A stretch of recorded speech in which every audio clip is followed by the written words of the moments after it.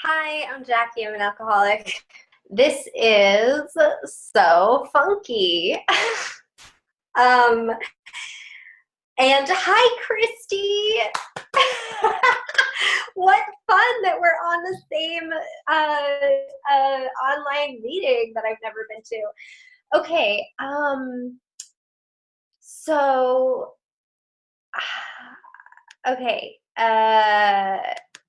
everyone, I am so grateful, Scout, for you for asking me to speak, and I'm so grateful to be sober today. My sobriety date is January 1st, 2006. I came into these rooms when I was 17 years old and have stuck around and got sober when I was 18.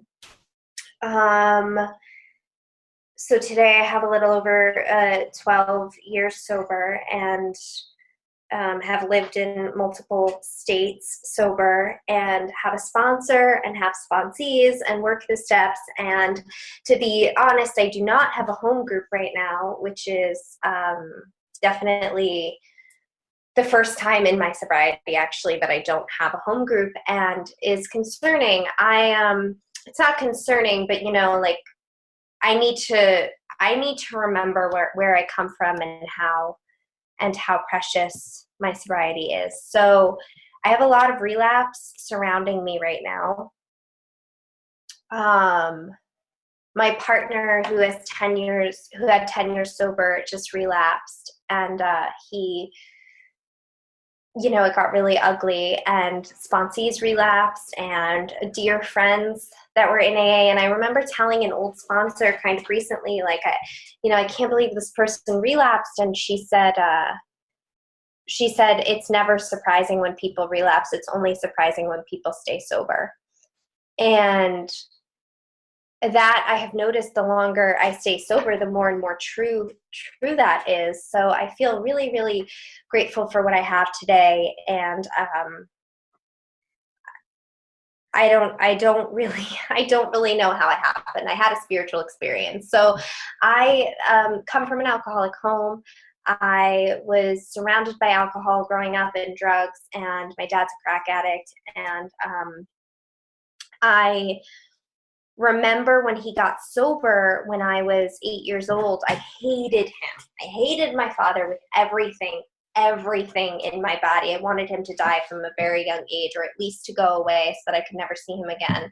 Highly abusive, just a crazy drunk. And he came home when I was 8 years old from this work trip that was 4 weeks of rehab, and came through the door. And it was the first time in my life that I looked at my dad and for some strange reason wanted to be near him. And I had no idea why. And I hugged him, and it was like the first time that he was hugging me in my life. It just felt so different. And I came to find out that he was sober. And forever to this day, that is what Alcoholics Anonymous is to me. That's how powerful this program is. And so when I had my own drinking problem and I was 17 and people were suggesting AA, that was the image I had of AA. My father walking through the door, lighter, somebody I wanted to hug for the first time in my life. I didn't have a vision of like bums in some place I didn't belong. So anyway, that night he brought this like gallon of scotch to my nose because he wanted to let me know like that he wasn't drinking because it tasted good. And I'll never forget that when that scotch hit my senses, I thought, that smells amazing. And I was like the kind of girl that like took communion at church, with fervor every week, so excited for the wine. And I spent hours and weeks thinking about that shot of wine I was going to get. And I really meant it. And I remember having the cherries out of my grandfather's drink. And I just loved it. It did something to me. It did something for me. And I was also, uncomfortable in my own skin, right? I remember in junior high school, I was not popular, and I'm from this horrid, horrid place called Staten Island, New York, and it's just this terrible place. And I, went to junior high school and I wasn't popular. I wasn't cool at all. And I was looking at all the popular kids one day and I thought, God, what is it about them? Like, how do they have that? And I was like sweaty and red and just judged everything I did and thought way too hard about myself. And I looked at them and I realized that they were all just, the common denominator was that they were just really comfortable being themselves.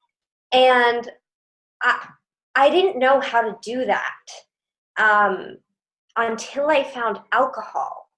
And that is what booze did for me. Like, I suddenly felt comfortable being myself, which was a lunatic, right? Like, I suddenly, it was like, there's this freedom, this thing in my head popped, and all of these, the thoughts that were always, that I was imprisoned by, the fears, the anxiety that I was imprisoned by. I had panic attacks from the time that I was 10 years old, real panic attacks.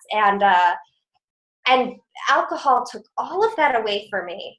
And I heard somebody early on in recovery say that alcohol saved their life, and I do feel that way. So I quickly became another person. I was a kid full of passion. While I was uncomfortable and afraid, I was also extremely passionate about life, and I had gotten into this specialized high school for the art that I did, and life was really looking up, and I was so excited by what I wanted from my life. And within months from taking the first drink, that was the only important thing in my life, was getting loaded. And including, like, my dad had started smoking crack around this time, and like, I didn't care. I watched him have convulsions. I watched him overdose. I watched my mother suffer and get hit, and my brother suffer and go to psych wards, and all of this stuff was happening. And it all that meant to me at the time was that I could use more, because everything in my life was just an opportunity to get high and get drunk. I didn't have feelings about, my dad's crack addiction. What I had was, now he can't get mad at me for when I do coke, right? Like, this is a great thing. So that was like the self-centeredness for me. I know my mom was keeping like a wad of $20 bills away from my dad in my drawer.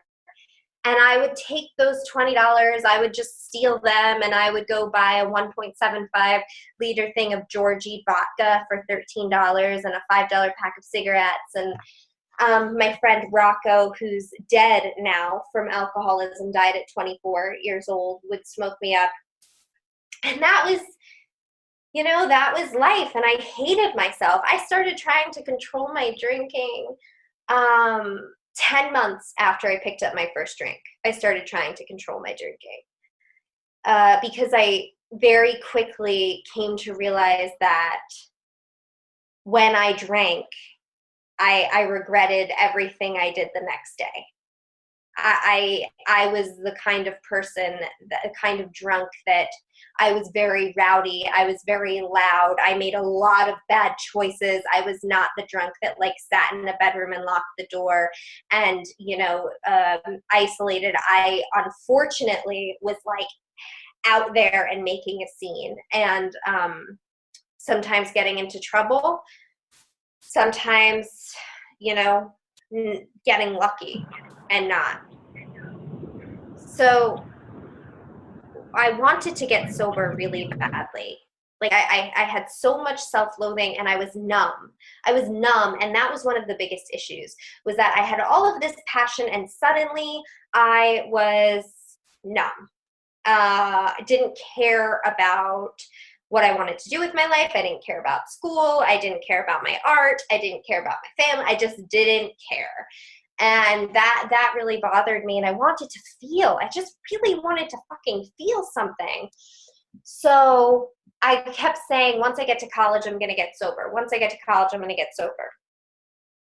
And I didn't. And then somebody, a boyfriend that I was seeing at the time, crashed a car with people inside and said, I have to go to AA. And I thought, oh shit, I completely forgot about AA. I had completely forgotten that it existed, but I wanted something to help me stop drinking. But what I really wanted was for something to teach me how to drink.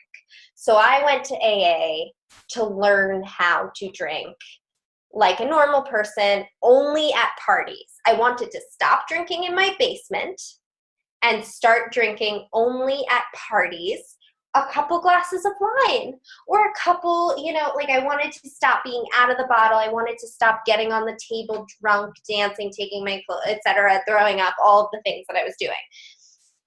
So I tried that, and it didn't go well.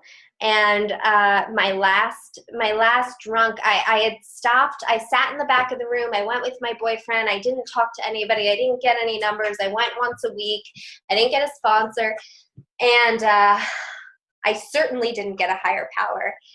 So we talk about people, places, and things. Stay away from the people that make you want to drink, the places, the things, triggers, right? And so I was invited to a Tom Petty concert in upstate New York, Saratoga Springs, not Troy, Scout, but I spent a lot of time in Troy. And I was invited to this Tom Petty concert with a bunch of people that I only knew how to get drunk with, to a concert which I only knew how to get drunk at in upstate New York, which I thought was only existed for people to get drunk in. So I went to this concert and I had decided I'm not going to drink. Like, I'm done. I had embarrassed myself enough. I hated myself enough, all the things that we do. And I just decided I'm not going to drink. I'm not going to drink. And I got through the first night, but I was miserable. I wasn't enjoying myself. So when the second day came around, the day of the concert, I thought, well, if I'm going to be miserable, why would I stay sober? The deal is that I had no defense against the first drink. I didn't have a higher power. I didn't have a sponsor. I had no defense against the first drink. So I took the first drink and proceeded to do, my first step looks a lot like I took the first drink and the next thing I knew, but that is what's all over my drunk-a-log. And the next thing I knew, I was in this position, in this place, doing this thing, having drank bottles and bottles of booze. So I got drunk that day, and I was the first one to get drunk, and I was the youngest person we were with. And it didn't matter, because nothing, and I mean this, if I had the same will in my life to do the things that I love to do today that I had in getting drunk, I would be so wildly successful. But I was able to get drunk no matter what the circumstances were. No matter who I was with, no matter where I was, I always got booze.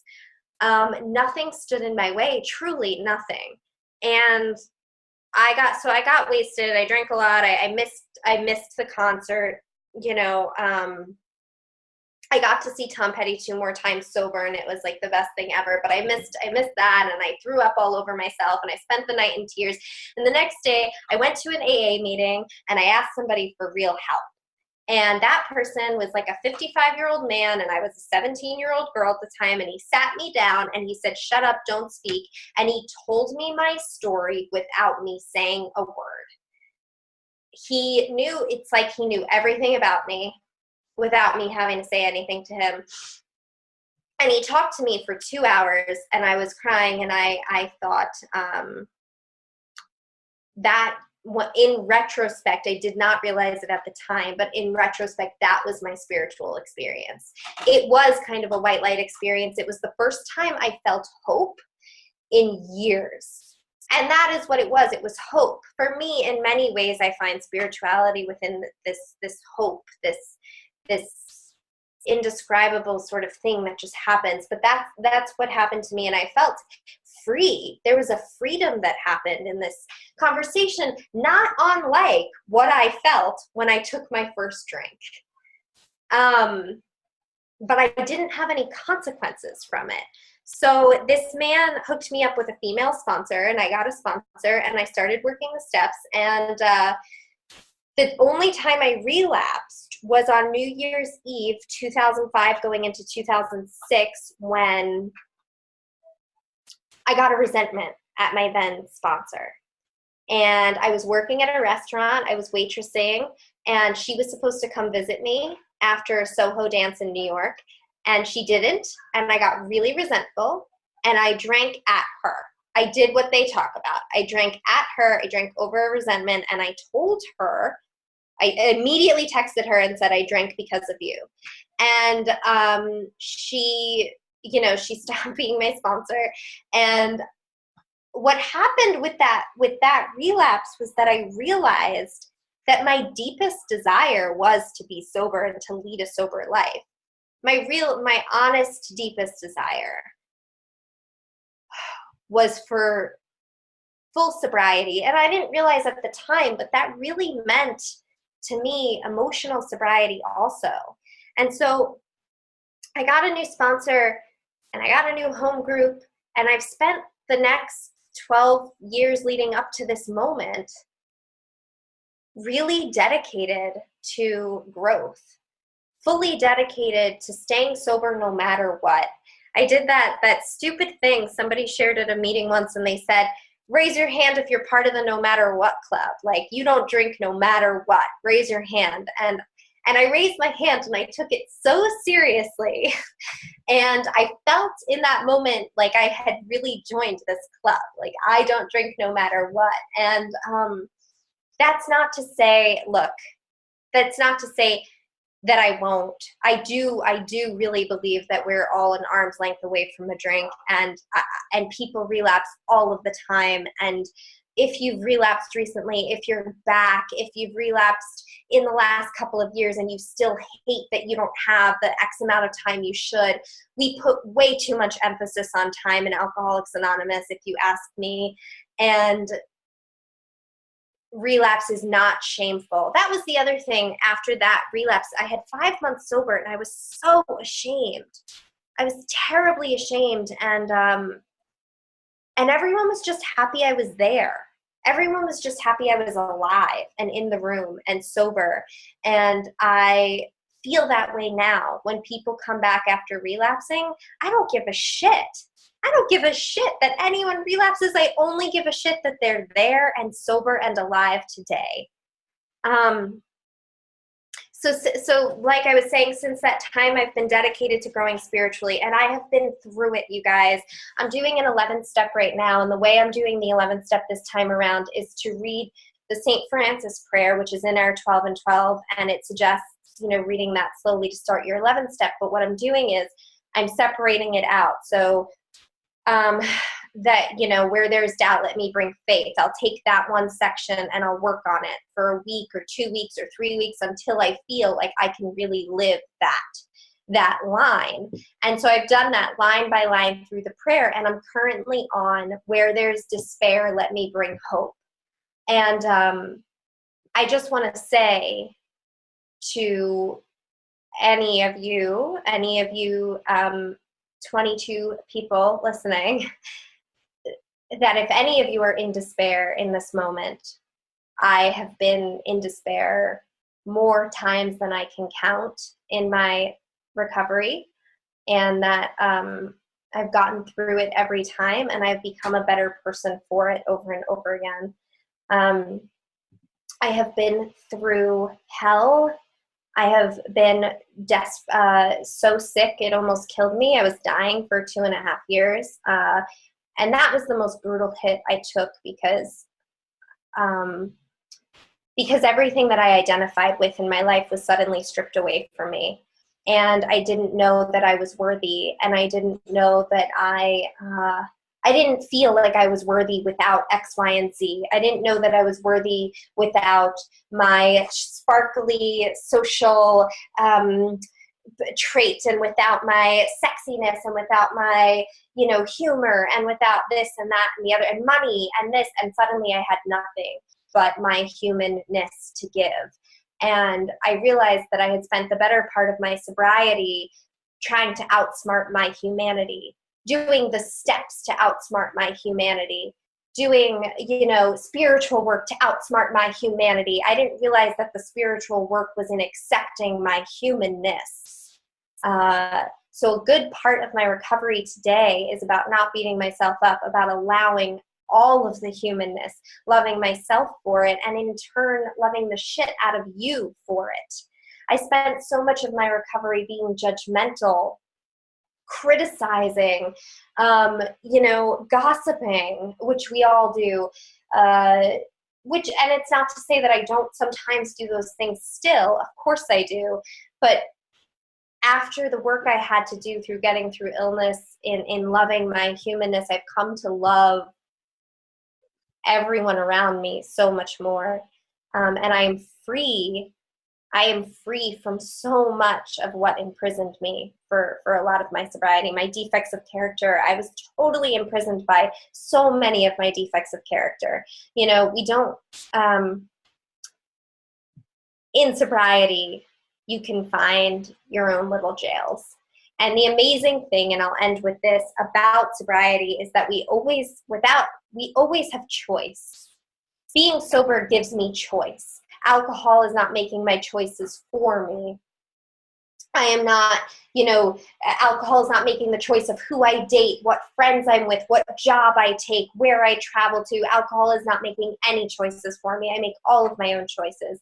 Fear, because I've done the steps, fear does not make any of my choices for me. And I spent years with fear making choices for me, but because I have the steps, because I have recovery, I have all of my own choices.